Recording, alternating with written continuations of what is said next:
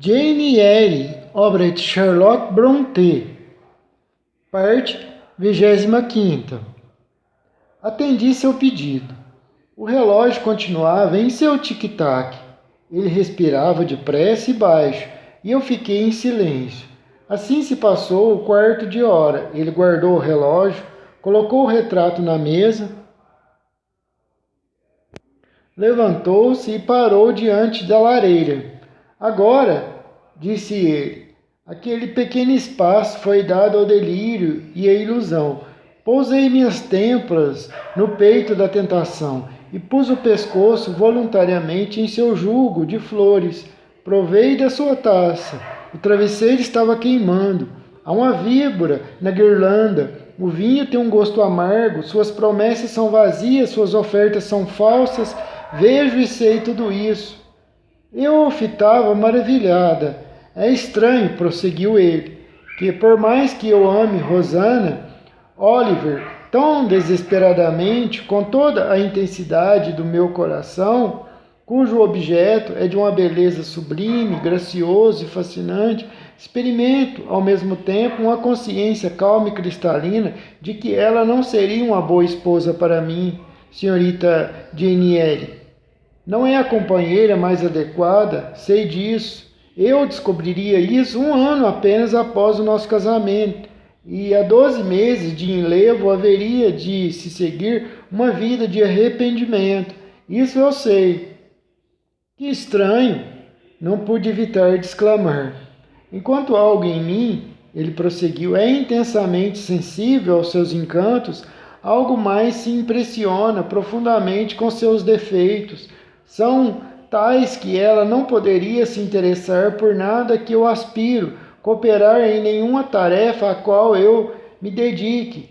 Rosanna Oliver, uma sofredora, uma trabalhadora, um apóstolo feminino? Rosanna, a esposa de um missionário? Ah, não, não. Mas o Senhor não precisa ser um missionário. Pode renunciar a esse projeto, eu lhe disse. Renunciar. Por quê?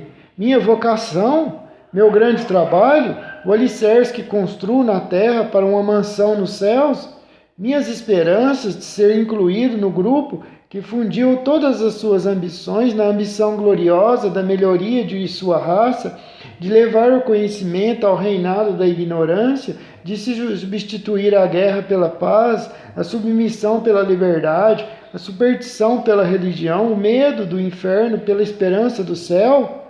Devo renunciar a tudo isso e é mais caro do que o sangue em minhas veias. Tudo, por quanto anseio e vivo, é isso.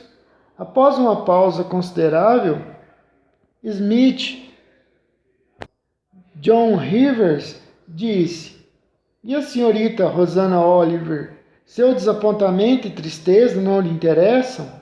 A senhorita Oliver está cercada de seguidores e de aduladores. Em menos de 1 mês, minha imagem estará apagada de seu coração. Ela vai me esquecer e vai se casar provavelmente com alguém que a fará muito mais feliz do que eu a faria. Smith John Rivers me disse.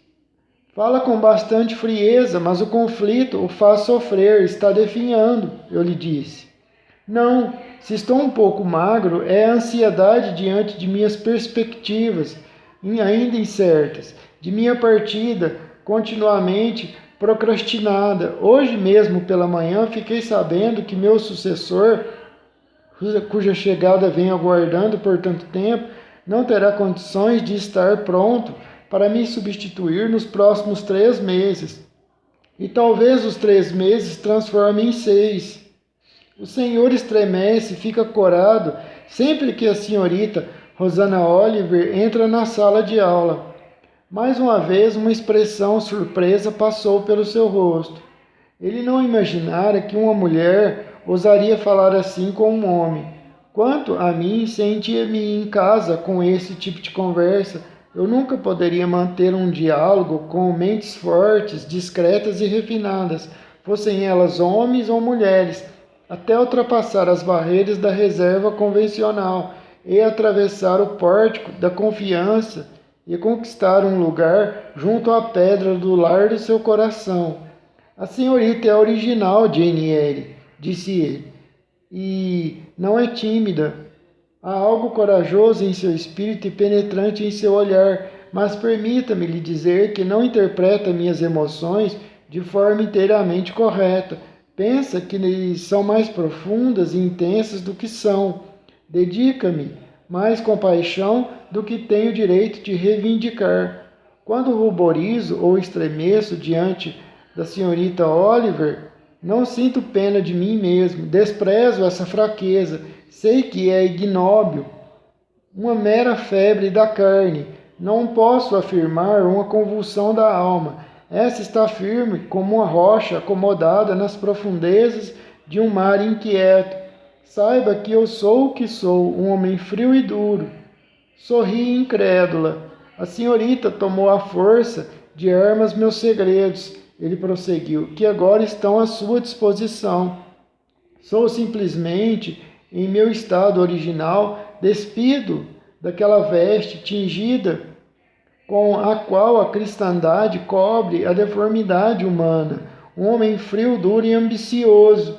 Somente a perfeição natural entre todos os sentimentos tem um poder permanente sobre mim. A razão e não o sentimento é o meu guia. Minha ambição é ilimitada. Meu desejo de subir mais alto e fazer mais do que os outros, insaciável. Respeito a resistência, a perseverança, a dedicação e o talento, porque são meios através dos quais o homem alcança grandes objetivos e se eleva a uma altiva eminência. Observo sua carreira com interesse porque a considero um exemplar de mulher diligente, ordenada e enérgica, e não porque sinto uma compaixão profunda pelas coisas pelas quais passou ou pelo que ainda sofre. O Senhor poderia descrever a si mesmo como um mero filósofo pagão, eu lhe disse. Não, existe uma diferença entre mim e os filósofos deístas. Eu acredito e acredito no Evangelho. O seu epíteto está errado. Não sou um filósofo pagão, mas um filósofo cristão, um seguidor da seita de Cristo, de Jesus. Como seu discípulo, adoto suas doutrinas puras, misericordiosas e benignas. Advogo-as, jurei disseminá-las.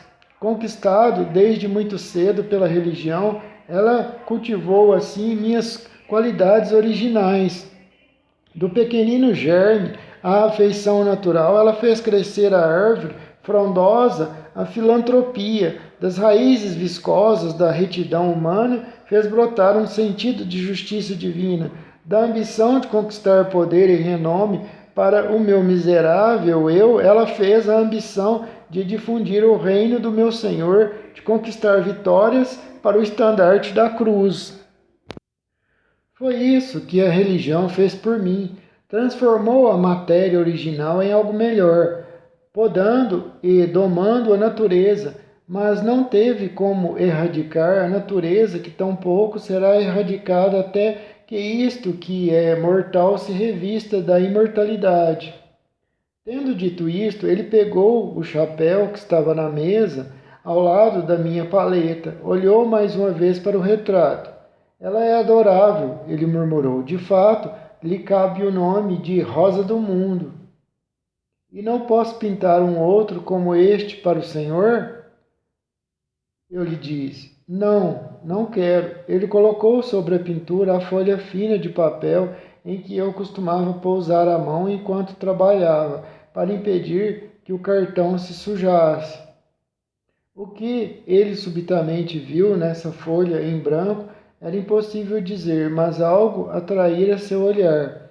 Ele a puxou de repente, olhou para a borda e então me lançou um olhar inesquecivelmente peculiar e bastante incompreensível.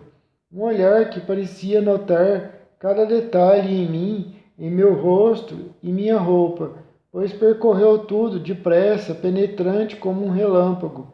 Seus lábios se entreabriram, como se para falar, mas ele não pronunciou a frase que estava prestes a dizer, fosse ela qual fosse. Qual o problema? Perguntei. Nada em absoluto, foi a resposta. E ao colocar o papel no lugar, vi que ele habilmente arrancava um pedaço da margem. Desapareceu em sua luva, e com uma mesura apressada e uma boa tarde, ele desapareceu. Ora, exclamei, usando uma expressão local, essa é a cereja do bolo. Examinei por minha vez o papel, mas nada havia exceto umas poucas manchas de tinta onde eu experimentara as cores com o pincel. Pensei no mistério por 2 minutos, mas considerando-o insolúvel e certa de que não poderia ser muito relevante, deixei-o de lado e logo esqueci. Quando o Sr. Smith John Rivers se foi, começava a nevar. O turbilhão da tempestade durou a noite inteira. No dia seguinte, um vento forte trouxe mais neve ofuscante. Ao cair da tarde, o vale estava todo coberto e quase intransponível. Fechei a veneziana, coloquei um tapete na porta para evitar que a neve entrasse por baixo, aticei o fogo e, após ficar sentada por quase 1 hora junto à lareira, escutando a fúria abafada da tempestade, acendi uma vela, peguei um marmion e comecei a ler. Fez-se dia, sobre a encosta acastelada de Norham, e sobre o belo rio de Tweed, amplo e fundo, e as solitárias montanhas de Cheviot, as torres imponentes, o torreão, os bordejantes muros que o cercam, em amarelo esplendor brilhavam. Logo me esqueci da tempestade com a música. Ouvi um barulho. O vento, pensei, sacudia a porta. Não, era o Sr. Smith John Rivers, que, erguendo a tranca, entrou em meio ao tufão gélido e à escuridão uivante e parou diante de mim. A capa que cobria sua alta figura estava branca como uma geleira. Eu estava quase consternada, já que não esperava qualquer visita pelo vale intransponível naquela noite. Alguma notícia ruim? Lhe perguntei. Aconteceu alguma coisa? Não, como se alarma facilmente. Ele respondeu, tirando a capa e a pendurando na porta, para junto da qual ele voltou a empurrar o capacho que sua entrada afastara. Bateu com os pés para remover a neve das botas. Vou sujar o seu chão, disse ele, mas desta vez precisa me perdoar. Ele então se aproximou do fogo. Foi difícil chegar até aqui, posso lhe assegurar, ele observou. Enquanto aquecia as mãos perto das chamas, peguei neve na altura da minha cintura. Felizmente ainda está bastante fofa, disse ele. Mas por que veio? Eu não pude evitar de dizer. Uma pergunta bem pouco hospitaleira, não acha? Para se fazer uma visita. Mas já que fez, respondo simplesmente que é para conversar um pouco. Fiquei cansado dos meus livros mudos e cômodos vazios. Além disso, desde ontem experimento a inquietação de uma pessoa a quem uma história foi contada pela metade e que está impaciente para ouvir a continuação. Ele se sentou. Recordei sua peculiar conduta da véspera e realmente comecei a achar que sua razão estava comprometida. Se ele estivesse louco, porém, era uma loucura bastante pacífica e comedida. Eu nunca vira aquele seu rosto de belos traços parecer mais ao mármore cinzelado do que naquele momento, quando ele afastava o cabelo molhado e deixava a luz do fogo brilhar livremente em sua testa e face pálidas, nas quais me causava pesar descobrir o profundo sulco da preocupação e da tristeza agora tão visivelmente gravado. Esperei aguardando que ele falasse algo que eu pelo menos compreendesse, mas sua mão estava agora no queixo, o dedo nos lábios. Ele pensava. Notei que sua mão estava tão magra quanto o rosto. Uma onda talvez indesejável de piedade se apossou do meu coração. Fui levado a dizer: gostaria que Diana ou Mary, suas irmãs, fossem viver com o Senhor. É uma pena que tenha que ficar sozinho e é muito negligente com a sua própria saúde, Sr. Rivers. De modo algum, Geniere. Cuido-me quando é necessário e estou bem agora. O que vê de errado comigo? Isso foi dito com uma indiferença casual e abstraída, o que mostrava que minha solicitude era, pelo menos em sua opinião, inteiramente supérflua. Calei-me e ainda movia lentamente o dedo pelos pelo lábio superior, e seus olhos ainda se demoravam sonhadores na lareira reluzente. Achando que era urgente dizer alguma coisa, perguntei-lhe se ele sentia alguma corrente fria vindo da porta da frente que estava às suas costas. Não, não, ele respondeu de maneira cortês. Bem, pensei, se não quer falar, pode ficar calado. Vou deixá-lo sozinho agora e vou ao meu livro. Assim, cortei o pavio da vela e retomei a leitura do Marmion. Ele logo se mexeu, meus olhos foram instantaneamente atraídos aos seus movimentos. Ele tirou do bolso um caderno com capa de marroquim, de onde saiu uma carta que leu em silêncio, dobrou, guardou de volta e regressou à sua meditação. Era um esforço vão tentar ler com tal inescrutável figura diante de mim. Eu também não conseguia, em minha impaciência, consentir em ficar calada. Ele podia me repelir o quanto quisesse, mas eu haveria de falar. Sr. Smith, teve notícias de Diana e Mary ultimamente? Desde a carta que lhe mostrei uma semana, não. E não houve nenhuma mudança quanto aos seus próprios preparativos. Não será convocado a deixar a Inglaterra antes do que esperava? Temo que não, na verdade. Seria uma perspectiva boa demais para acontecer comigo. Sendo despistada até então, mudei de estratégia. Passei a falar sobre a escola e minhas alunas. A mãe de Mary Garrett está melhor e Mary voltou à escola esta manhã e terei 4 novas alunas na próxima semana. De Foundry Close teriam vindo hoje, não fosse pela neve. É mesmo? Perguntou ele sem interesse. O senhor Oliver paga por 2 delas. De fato, pretende dar uma surpresa a toda a escola no Natal. Eu sei. Foi sugestão sua? Não, não. De quem então? Da filha dele, imagino. Combina com ela, que natureza boa. Sim, mais uma vez, o vazio de uma pausa. O relógio bateu 8 vezes. Isso o despertou. Ele descruzou as pernas, endireitou-se e voltou-se para mim. Deixe seu livro por um momento, Jane Eyre, e chega um pouco mais perto do fogo, disse ele. Admirada, e como aquela admiração não tinha fim, obedeci. À meia hora, ele prosseguiu.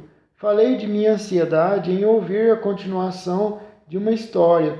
Refletindo um pouco, concluí que o assunto vai avançar melhor se eu assumir a função de narrador, transformando-a em ouvinte. Antes de começar, é justo adverti-la de que a trama vai soar pouco original aos seus ouvidos, mas detalhes antigos podem ganhar frescor quando passam por novos lábios. De resto, se conhecida ou novidade é curta. Faz 20 anos, Jane Eyre, que um pobre cura, e seu nome não importa o qual é, no momento, apaixonou-se pela filha de um rico homem. Ela se apaixonou por ele também, e se casou com ele contra os conselhos de todos os seus familiares, que consequentemente a abandonaram logo após o casamento. Antes que 2 anos se passassem, ambos estavam mortos e jaziam sossegados lado a lado sobre a mesma lápide. Já vi esse túmulo. Está num imenso cemitério que circunda a velha e sombria catedral toda suja de fuligem, de uma superpopulosa cidade industrial no condado de Três Pontinhos. Eles deixaram uma filha que, na hora do nascimento, a Caridade recebeu em seus braços frios como os da neve, em que eu quase afundei agora há pouco. A Caridade levou essa coisinha, destituída de família, à casa de seus ricos parentes maternos.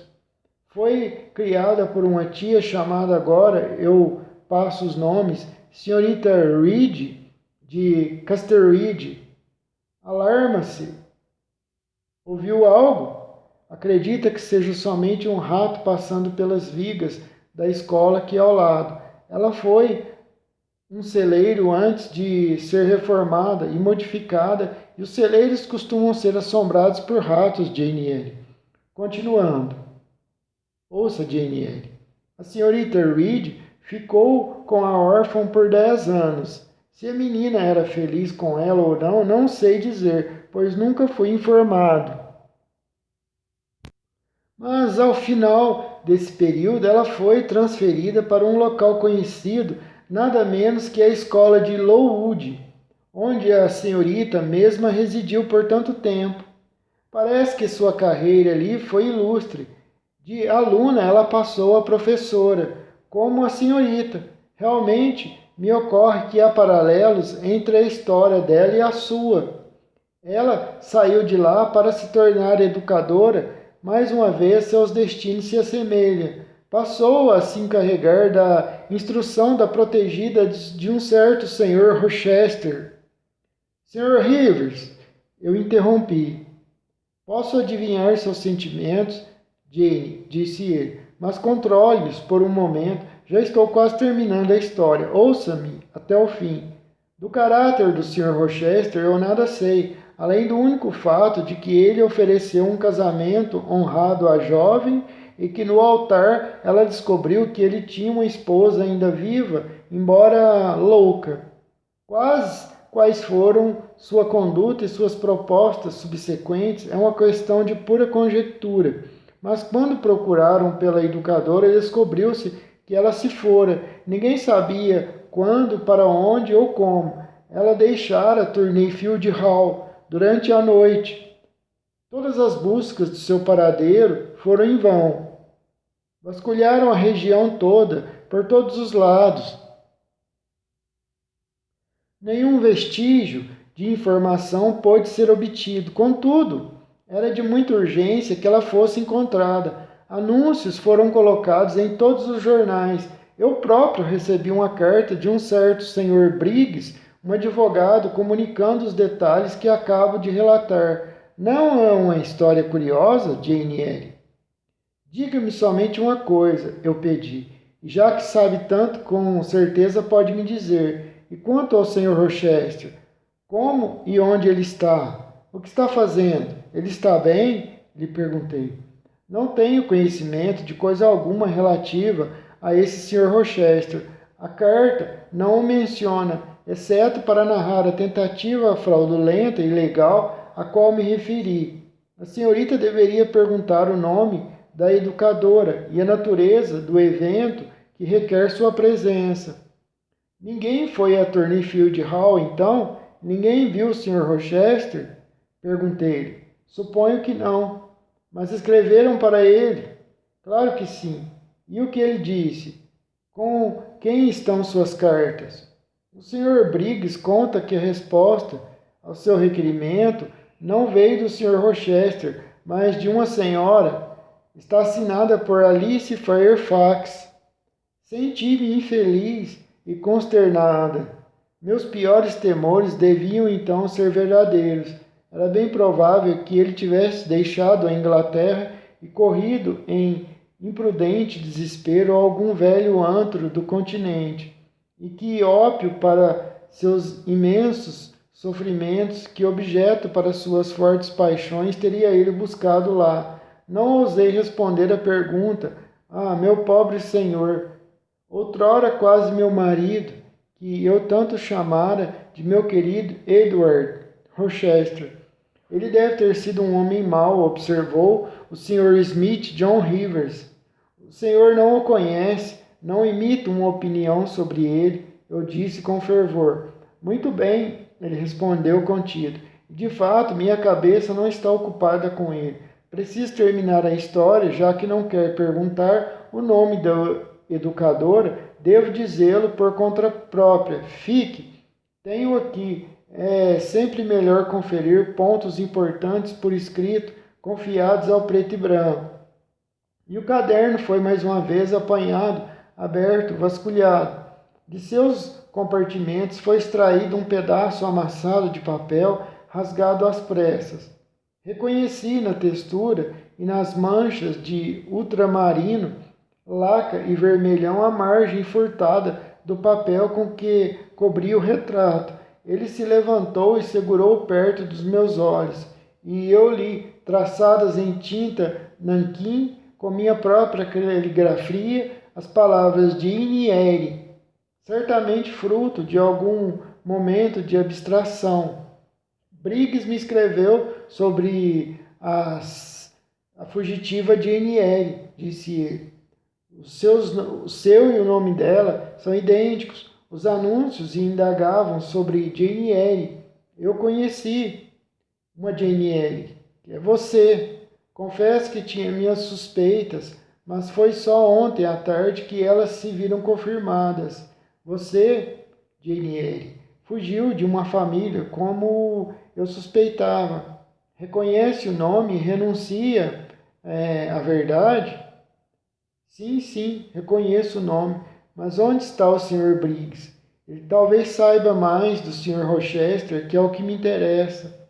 Briggs está em Londres. Duvido que saiba algo mais sobre o Sr. Rochester. Não é o Sr. Rochester que ele está interessado. Enquanto isso, a senhorita se esquece de pontos essenciais e se concentra em ninharias. Não pergunta por que o Sr. Briggs a estava procurando. O que ele queria com a senhorita? Bem, o que ele queria? Simplesmente dizer que o seu tio, o senhor Eri de Madeira, morreu, que ele lhe deixou todas as suas posses e que agora você é rica. Simplesmente isso, nada mais. Eu? Rica? Sim, a senhorita Jane Eyre é rica, uma herdeira e tanto. Seguiu-se o silêncio. Precisa provar sua identidade, é claro. Remotou o Sr. Smith John Rivers, pouco depois, um passo que não deve oferecer dificuldades. Poderá então receber a posse de sua herança. Sua fortuna está resguardada em fundos ingleses. Briggs tem o testamento e os documentos necessários. Uma nova carta foi lançada. É boa coisa, leitor, sair da indigência à riqueza. É muito bom, mas não é algo que se possa compreender ou, consequentemente, desfrutar de uma só vez. Há outros acasos na vida bem mais emocionantes e encantadores. Isso é sólido, um assunto do mundo real, que não há nada de imaginário. Tudo o que lhe diz respeito é sólido e sóbrio, e suas manifestações também.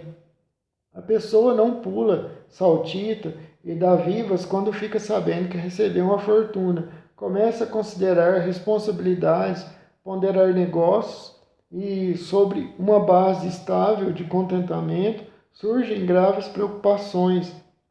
Então paramos e refletimos sobre nossa bem-aventurança com um olhar solene.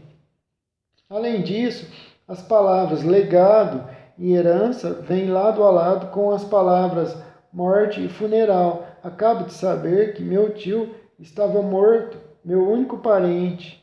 Desde que tomara conhecimento de sua existência, eu acalentara a esperança de vir a vê-lo algum dia. Agora isso não aconteceria, e o seu dinheiro vinha somente para mim. Não para mim, uma família comprazida, mas para o meu eu solitário. Era uma grande dádiva, sem dúvida, e a independência seria gloriosa. Sim, eu sentia isso. Esse pensamento fazia o meu coração inflar. Enfim, desfranziu a testa, disse o Sr. Rivers. Pensei que Medusa tinha olhado para a senhorita e que se transformava em pedra. Talvez agora queira saber o valor de sua herança. Qual o valor de minha herança? Lhe perguntei. Ah, uma ninharia. Nada digo de nota. 20.000 libras é o que dizem. Mas o que é isso? 20.000 libras? Aqui uma nova surpresa. Eu estava imaginando 4 ou 5.000 libras. Aquela notícia chegou a tirar o meu fôlego por um momento. O senhor Smith John Rivers, que eu jamais ouvira rir antes, riu então. Bem, disse ele, se a senhorita tivesse cometido um crime e fosse descoberta, dificilmente teria uma expressão mais horrorizada. É uma soma bastante alta. Não acha que é algum engano? Não há engano algum, GNL. Talvez o senhor tenha se confundido ao ler a cifra. Podem ser 2.000. Não, está escrito em palavras, GNL, e não em números. 20.000, eu sei ler corretamente. Mais uma vez eu me senti como um indivíduo com um estômago comum posto para banquetear diante de uma mesa com comida para 100. O Sr. Rivers então se levantou e vestiu a capa. Se o tempo não estivesse tão ruim, disse ele, mandaria Hannah para lhe fazer companhia. A senhorita parece triste demais para ficar sozinha. Mas Hannah, pobre mulher, não consegue caminhar pela neve tão bem quanto eu. Suas pernas são tão longas. Suas pernas não são tão longas, de modo que terei que deixá-la com suas preocupações. Boa noite. Ele estava levantando a tranca. Um súbito pensamento me ocorreu. Espere um minuto, exclamei. Sim? O que quer? Ele me perguntou. Intriga-me, porque o Sr. Briggs escreveu ao senhor a meu respeito, ou como o conhecia, ou poderia supor que o senhor, vivendo num lugar tão remoto, teria como ajudar a me encontrar? Não entendi esta parte. Ah, sou um clérigo, disse ele. E os clérigos costumam ser requisitados em assuntos peculiares como este. Mais uma vez a tranca chacoalhou. Não, isso não me basta, exclamei. De fato, havia algo na resposta pronta e nada elucidativa que, em vez de aplacar, atiçou ainda mais minha curiosidade. Isso tudo é muito estranho, preciso saber mais, acrescentei. Em outro momento, o Sr. Rivers me disse, não, esta noite. E quando ele se virou de frente para mim, coloquei-me entre ele e a porta. Ele pareceu bastante constrangido. Não irá embora até que tenha me contado tudo, eu disse. Eu preferiria não falar agora. Vai falar, tem que falar, por favor. Seria melhor que Diana ou Mary lhe contassem, Jane. Claro que essas objeções levaram minha ansiedade ao auge. Tinha de ser satisfeita, e sem demora, e foi o que lhe disse. Mas eu avisei que sou um homem duro, disse ele, difícil de persuadir. Eu sou uma mulher dura, impossível de dissuadir. E além disso, ele prosseguiu, sou frio, nenhum fervor me afeta. Ao passo que eu sou quente, e o fogo dissolve o gelo. As chamas derretem toda a neve da sua capa. Ela então escorreu sobre o meu chão, transformando numa calçada enlameada. Como espera um dia ser perdoado, Sr. Rivers, pelo grave crime e deselegância de sujar uma cozinha brilhando? Diga-me o que deseja saber. Muito bem, então, disse ele. Cederei, se não ao seu fervor, à sua perseverança. Assim como a pedra se gasta com gotejar contínuo. Além disso, saberá algum dia mesmo, tanto faz agora ou depois. Seu nome é Jane Eyre, correto? Claro, já falamos sobre isso antes, agora há pouco. O senhor já sabia. Não sabe, então, que temos o mesmo sobrenome, que eu fui batizado, Sr. Smith John Eyre Rivers? Na verdade, não sei. Lembro-me agora de ter visto a letra e entre suas iniciais em livros que o senhor me emprestou, mas nunca perguntei o que significava. Mas e daí? Certamente, calei-me. Não podia me permitir cogitar, muito menos expressar a ideia que agora me corria, que tomava corpo, que num segundo tornou-se uma probabilidade forte e sólida. As circunstâncias se formaram, se ajustaram, se encaixaram. A corrente, que até então era um monte confuso de elos, se formou. Cada argola era perfeita agora. A conexão estava completa. Eu soube instintivamente a verdade, antes mesmo que o Sr. Smith, John Rivers, dissesse mais uma palavra, mas não posso esperar que o leitor tenha a mesma percepção. Então, repetirei sua explicação. O nome da minha mãe era Eire. Tinha 2 irmãos, um deles, um clérigo, que se casou com a senhorita Jane Reed, de Gasterweed. O outro, John Eire, comerciante, ultimamente vivendo em Funchal, na Madeira. O Sr. Briggs, sendo o advogado do Sr. Eire, escreveu-nos em agosto passado informando a morte do nosso tio e para nos dizer que deixara suas propriedades para a filha órfã do seu irmão clérigo, considerando-nos em consequência de uma querela nunca perdoada entre ele e meu pai. Voltou a escrever faz algumas semanas comunicando que a herdeira estava desaparecida e perguntando se sabíamos qualquer coisa a seu respeito. Um nome escrito ao acaso num pedaço de papel me permitiu encontrá-la. O resto você já sabe. Mais uma vez, ele estava indo embora, mas apoiei as costas na porta. Deixe-me falar, eu disse. Dê-me um momento para respirar fundo e refletir. Fiz uma pausa, ele ficou parado diante de mim, o chapéu na mão, parecendo bastante contido, prossegui. Sua mãe é irmã do meu pai? Sim, Jane. Minha tia, consequentemente. Ele assentiu com a cabeça. Meu tio era o seu tio John? O senhor, Diane e Mary, são filhos da irmã dele, assim como eu sou filha do irmão dele? Negavelmente. Vocês 3, então, são meus primos. Metade do nosso sangue, de cada lado, vem da mesma fonte? Sim, somos primos, Jane.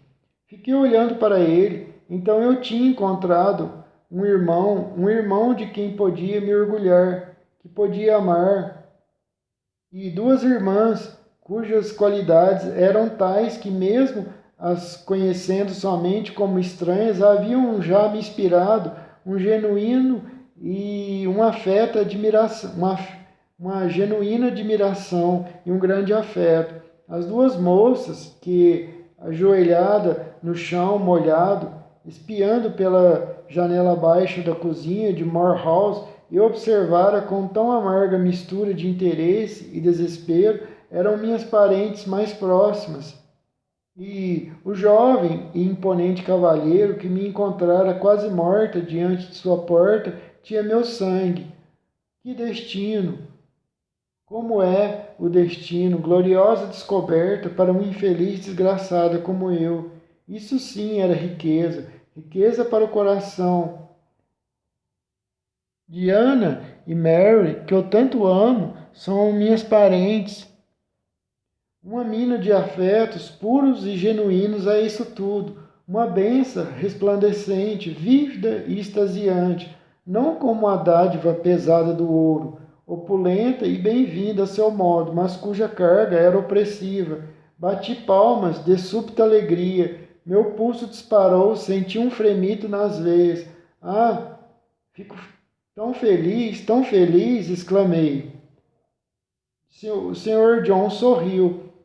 Eu não disse que negligencia pontos essenciais e se atém a trivialidades, ele perguntou. Ficou tão contrita quando eu disse que tinha recebido uma mega fortuna e agora, por um fato sem tanta importância, está exuberante, exultante, Jane. O que pode querer dizer com isto? Talvez não tenha importância para o senhor. Tem irmãs e não faz questão de ter uma prima como eu, mas eu não tinha ninguém neste mundo. E agora tenho 3 parentes, o senhor e as 2 irmãs que o senhor tem, Diana e Mary, que eu tanto amo, que cuidaram de mim, que salvaram minha vida. O senhor também, claro, salvou a minha vida. Os três que amo também hoje em dia, se preferir não ser contado, nasceram no meu mundo, já crescidos. Repito, estou muito feliz. Andei depressa pela cozinha, parei meio sufocada com os pensamentos que surgiam mais rápido do que eu tinha condições de perceber, compreender e acomodar. Pensamentos sobre o que poderia e deveria vir a ser e seria em breve. Olhei para a parede nua. Pareceu-me um céu coalhado de estrelas, cada um acendendo para mim um sentido novo de vida, um deleite. Aqueles que haviam salvado a minha vida e que até aquele momento eu amara em minha penúria, agora poderia eu ajudar. Eles viviam sob um jugo, eu poderia libertá-los. Viviam separados, três irmãos, cada um em seu canto, separados pelas penúrias da vida, eu poderia reuni-los. A independência e influência que eram minhas poderiam ser suas também. Não éramos quatro? 20.000 libras divididas igualmente seriam 5.000 para cada, bastante e de sobra. A justiça seria feita, a felicidade mútua garantida. A riqueza já não pesava sobre mim, não se tratava mais de uma mera herança em dinheiro. Era um legado de vida, esperança, plenitude. Qual era o meu aspecto enquanto essas ideias borbulhavam em minha mente, arrebatavam o meu espírito? Não sei nem dizer, mas logo percebi que o Sr. Smith e John Rivers, ele, é claro, colocaram uma cadeira atrás de mim e estava gentilmente tentando fazer com que eu me sentasse nela. Também aconselhou que eu me acalmasse. Desdenhei da insinuação de vulnerabilidade e desorientação. Livrei-me de suas mãos e comecei a andar outra vez. Escreva imediatamente para Diane e Mary e eu disse, diga-lhes que venham imediatamente para casa. Diana disse que ambas se considerariam ricas com 1.000 libras. Com 5.000, então, vão viver muito bem. Diga-me onde posso pegar um copo de água para lhe dar, disse o Sr. John. Precisa realmente fazer um esforço para acalmar seus sentimentos. Bobagem! E que efeito a herança terá sobre o senhor? A herança irá mantê-lo na Inglaterra, convencê-lo a se casar com a senhorita Rosanna Oliver e se estabelecer como um Hellis mortal? A senhorita delira, sua mente está ficando confusa. Fui abrupto demais ao lhe comunicar a notícia. Agitou-a para além de suas forças, Jane Eyre. Sr. Smith, John Rivers, Eyre, assim perco a paciência com o senhor. Estou raciocinando bem o suficiente. Estou senhora de mim e sei muito bem o que digo. O senhor é quem não está entendendo, ou antes fingindo não entender. Se a senhorita se explicasse um pouco mais, eu compreenderia melhor. Explicar? O que há para explicar? Certamente não deixou de notar que 20.000 libras, a soma em questão, divididas igualmente entre o sobrinho e as 3 sobrinhas do nosso tio, serão 5.000 libras para cada. O que eu quero que escreva para suas irmãs, que tanto amo, e lhes conte da fortuna que receberam. Que a senhorita recebeu, Jane Eyre, quer dizer, nosso tio, nos deixou, eu e minhas irmãs, de fora do testamento. A fortuna é sua, Jane Eyre. Já lhe comuniquei minha opinião sobre o caso. Seria incapaz de formar outra. Não sou brutalmente egoísta, cegamente injusta ou diabolicamente ingrata. Além disso, estou decidida a ter uma casa e relações. Gosto de Moor House e vou viver em Moor House. Gosto de Diane e Mary. As amo e terei uma relação para o resto da vida com Diane e Mary. Serei do meu agrado e proveito ter 5.000 libras, um tormento e uma opressão ter 20.000, que além do mais jamais seriam meus aos olhos da justiça, embora pudesse ser aos olhos da lei, claro.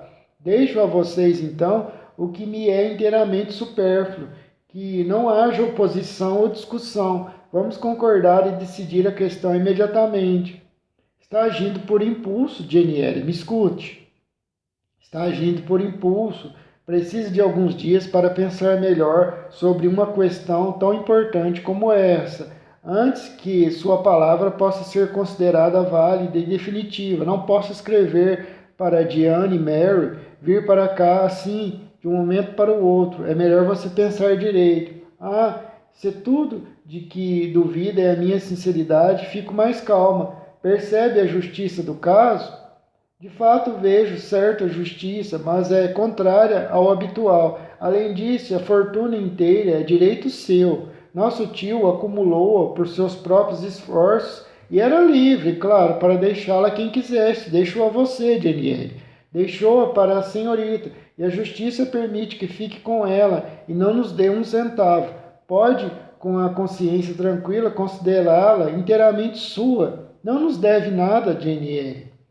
Comigo, eu disse, é tanto uma questão de sentimento quanto de consciência. Devo seguir meus sentimentos.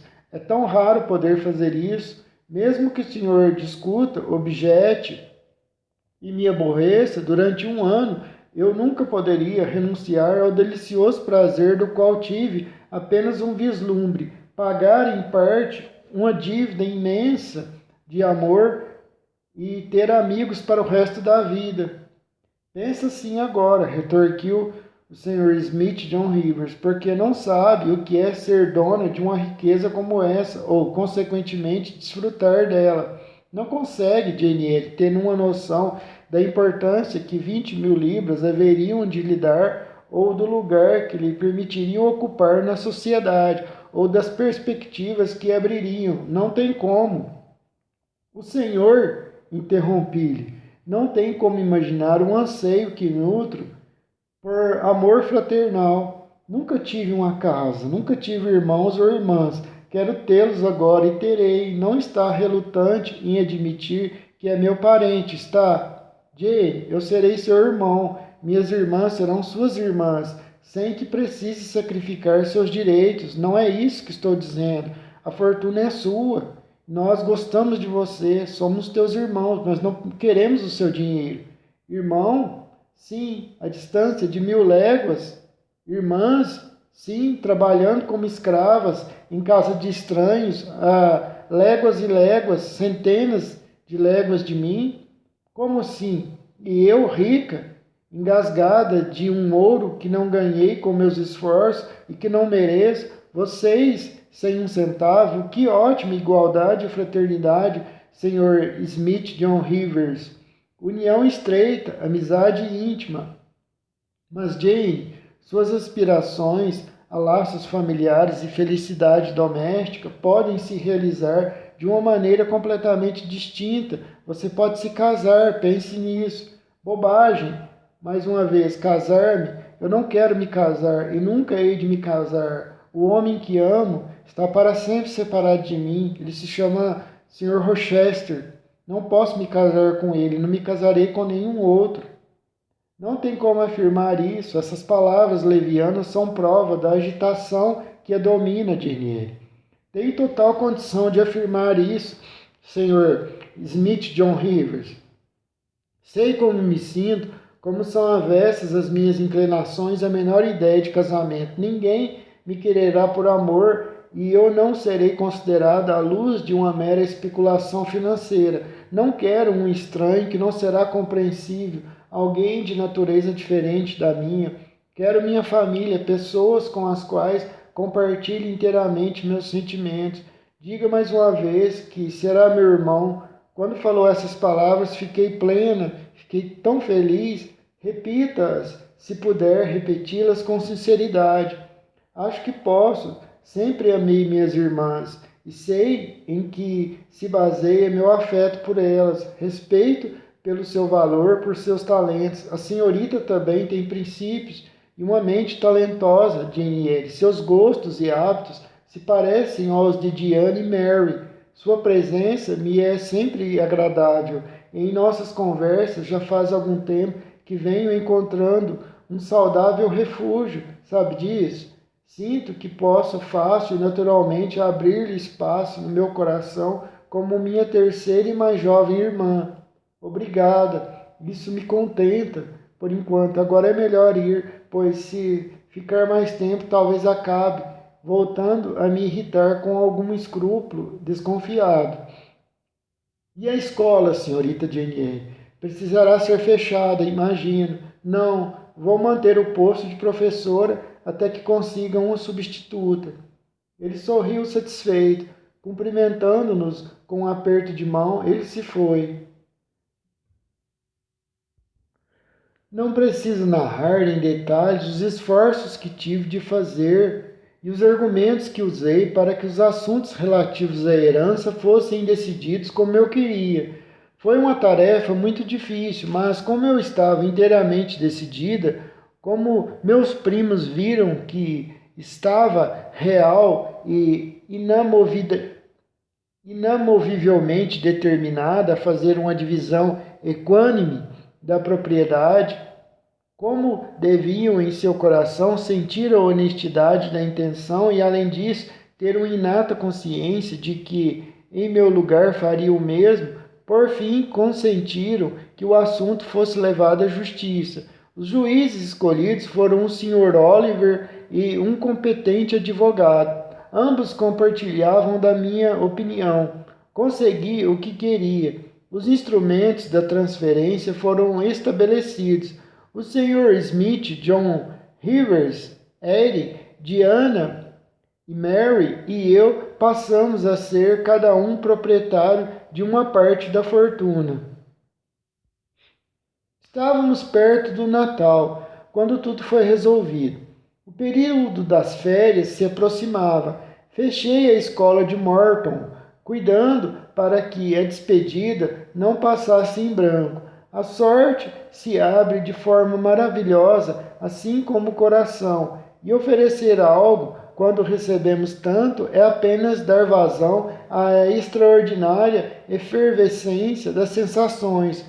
Por muito tempo senti com prazer que muitas das minhas alunas gostavam de mim, e quando nos despedimos, isso se confirmou. Elas manifestaram seu afeto de forma clara e intensa. Profunda foi minha gratidão ao ver que realmente eu tinha um lugar em seus corações tão simples. Prometi a elas que no futuro nem uma única semana haveria de se passar sem que eu as visitasse e lhes desse uma hora de aula na escola. O senhor John Smith Rivers veio depois que eu já vira as turmas, que agora somavam 60 meninas, saírem em fila e trancar a porta. Estava com a chave na mão, trocando umas poucas palavras especiais de despedida com meia dúzia de minhas melhores alunas. Jovens tão decentes, respeitáveis, modestas e bem informadas quanto poderiam ser encontradas entre as camponesas britânicas. E isso é dizer muito, pois afinal de contas, as camponesas inglesas são as mais instruídas, bem educadas e orgulhosas da Europa. Já tive a oportunidade de conhecer e as melhores entre elas me parecem outras de outras paragens, e as melhores entre elas me parecem ignorantes, inferiores e apatetadas, se comparadas às minhas garotas de Morton. Considera-se recompensada pela temporada de trabalho árduo? Perguntou o Sr. Smith John Rivers, depois que elas se foram. Não lhe dá prazer a consciência de ter feito um bem genuíno em sua época e sua geração? Sem dúvida, eu lhe respondi. E só trabalhou por uns poucos meses. Não acha que uma vida dedicada à tarefa de melhorar sua raça seria bem gasta? Acho, eu disse, mas não posso fazer isso para sempre. Quero desfrutar de minhas próprias aptidões, tanto quanto cultivar as das outras pessoas. Devo fazer isso agora. Não chame de volta nem minha mente, nem meu corpo à escola. Já está fechada e eu preparada para as férias. Ele pareceu sério. O que houve? Que súbita impaciência é essa? O que vai fazer? Me perguntou. Ser ativa, tão ativa quanto puder. Primeiro preciso pedir que libere Hannah e arranje outra pessoa para servi-lo. Precisa dela? Sim, para ir comigo até Morehouse. Diane e Mary estarão em casa dentro de uma semana e quero que tudo esteja em ordem antes disso. Entendo. Pensei que fosse viajar, melhor assim. Hannah ficará com você. Diga-lhe que esteja pronta amanhã, então, e aqui está a chave da escola. A da minha casa deixarei com você pela manhã. Ele pegou a chave. Entrega com muita alegria, diz. Não entendo muito bem essa tranquilidade, pois não sei com o que pretende se ocupar daqui em diante. Que objetivo, que propósito, que ambição na vida você tem agora? Meu primeiro objetivo será por abaixo, compreende a força da expressão, por Morehouse abaixo, dos 4 até o porão. O passo seguinte é esfregá-la com cera de abelha, óleo de um número indefinido de trapos até que esteja brilhando outra vez. O terceiro é arrumar cada cadeira, mesa, cama e tapete com precisão matemática. Em seguida, chegarei perto de arruinar você com carvão e turfa até que haja uma lareira queimando em cada cômodo. E por fim, nos dias antes de suas irmãs chegarem, Hannah e eu vamos nos devotar a bater ovos, separar frutas, ralar especiarias, fazer bolos de Natal, picar ingredientes para tortas doces e celebrar outros mimos culinários, cujos nomes apenas transmitem uma vaga noção aos não iniciados como você. Meu objetivo, em poucas palavras, é que tudo esteja num estado absolutamente perfeito para Diana e Mary antes da próxima quinta-feira. Minha ambição é lhes dar uma ceia de boas-vindas quando chegarem. O Sr. Smith John Rivers ainda não estava satisfeito. Tudo muito bem por enquanto, disse ele, mas sinceramente acho que quando a primeira onda de euforia tiver terminado, você terá ambições novas, um pouco mais elevadas que alegrias domésticas e confortos caseiros, Jane Eyre. As melhores coisas do mundo são isso, interrompi. Não, Jane, não. Este mundo não é palco de fruição. Não tente transformá-lo nisso. Tampouco é lugar de descanso. Não se torne indolente. Pretendo, ao contrário, estar bem ocupada. Não sou indolente. Eu a perdoo, Jane, por ora. Dou-lhe 2 meses para que desfrute inteiramente de sua nova situação e para que se compraza com o encanto tardiamente encontrado dessas relações, mas depois espero que comece a olhar para além de Morehouse e Morton e da calma egoísta e do conforto sensual que a abundância proporciona. Desejo, então, que suas melhores energias se perturbem com toda a sua força. Olhei para ele surpresa. Senhor Smith John Rivers, eu disse, acho quase perverso da sua parte falar assim. Estou disposta a viver plena como uma rainha e você quer que eu me sinta perturbada? Com que propósito? Com o propósito de tornar úteis os talentos que Deus lhe deu para guardar e dos quais ele um dia vai pedir um acerto de contas minucioso, Jane Eyre. Hei de observá-la de perto e ansiosamente estou avisando, e tentarei conter o fervor desproporcional com que se dedica aos prazeres caseiros comuns. Não se aferre tanto aos vínculos da carne. Guarde seu zelo e ardor para uma causa adequada. Não os desperdice em objetos banais e transitórios. Está me ouvindo, Jane?